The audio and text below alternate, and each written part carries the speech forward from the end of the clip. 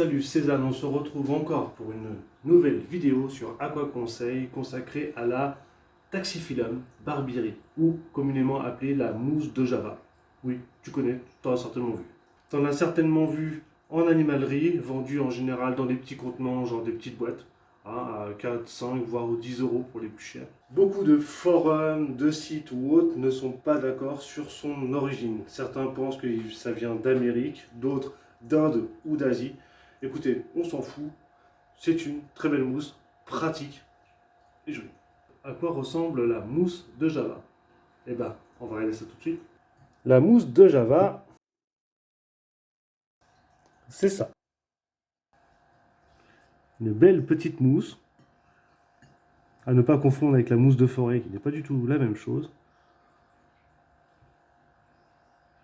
Et cette petite mousse est un allié incontournable dans nos aquariums en aquariophilie. Et là, je te vois venir, tu vas me dire, ah bon? Et pourquoi ça? Eh ben attends, on va en parler. Déjà parce que c'est une mousse très facile à acclimater dans nos aquariums. Pourquoi? Parce qu'elle n'est pas regardante sur les paramètres aussi bien d'éclairage que d'eau. C'est une plante qui adore les nitrites. Et du coup, j'avoue que dans tous les aquariums, c'est une très très bonne alliée pour aider à épurer, nettoyer un peu votre aquarium.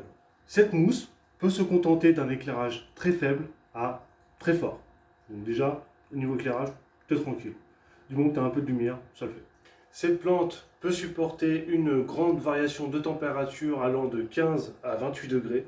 Donc tu vois déjà, eau froide, eau chaude, impeccable.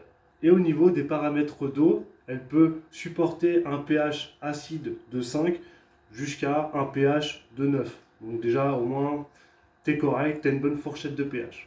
C'est une mousse qui n'a pas de racines. Donc en fait, elle se propage vraiment très très facilement.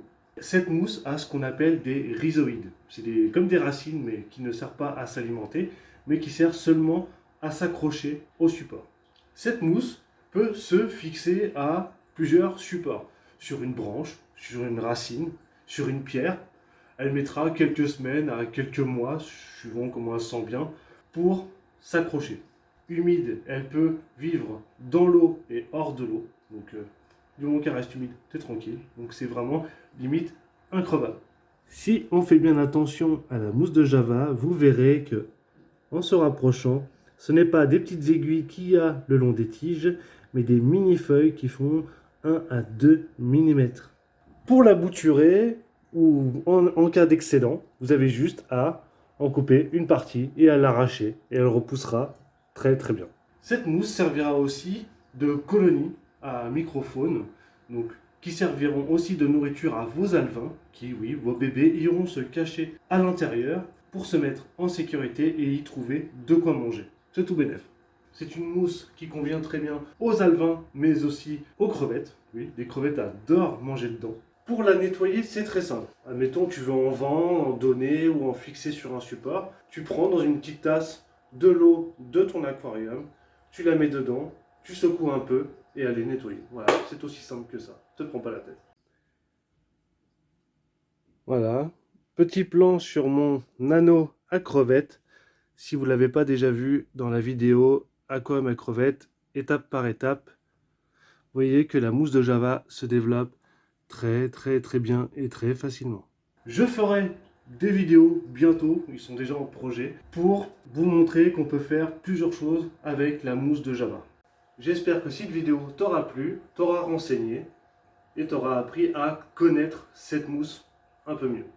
Voilà, c'est tout pour cette vidéo consacrée à la Taxiphyllum barbieri. J'espère qu'elle t'a plu et renseigné. Si c'est le cas, n'hésite pas à lâcher un petit commentaire, lâche un pouce bleu, abonne-toi à ma chaîne. Bye!